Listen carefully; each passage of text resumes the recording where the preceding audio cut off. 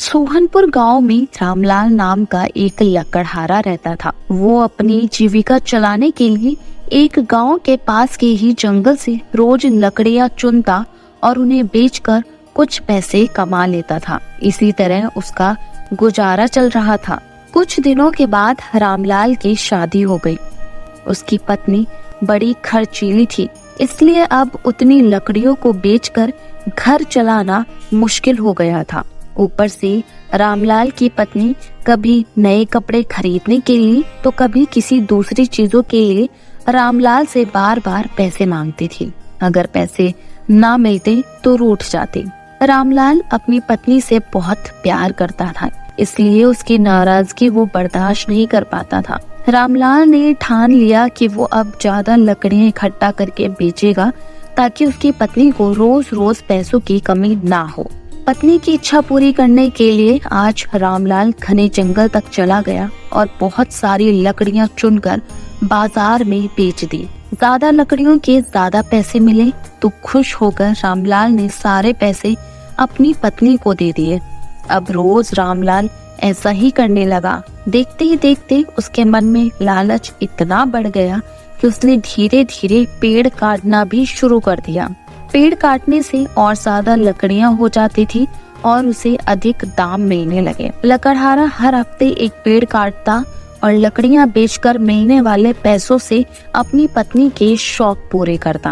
अब पैसे ज्यादा आ रहे थे तो घर भी अच्छे से चल रहा था। धीरे धीरे रामलाल ने पैसों को जुए में लगाना शुरू कर दिया। जुआ खेलने की लत ऐसी लगी कि रामलाल एक मोटी रकम इसमें हार गया। अब इस रकम को चुकाने के लिए रामलाल ने एक दो मोटे मोटे पेड़ काटने का फैसला लिया। जैसे ही रामलाल ने जंगल में जाकर अपनी कुल्हाड़ी को एक बड़े से पेड़ पर चलाने की कोशिश की तो उस पर पेड़ की टहनी ने हमला कर दिया। रामलाल चौंक गया, फिर उसे पेड़ की एक टहनी ने लपेट लिया।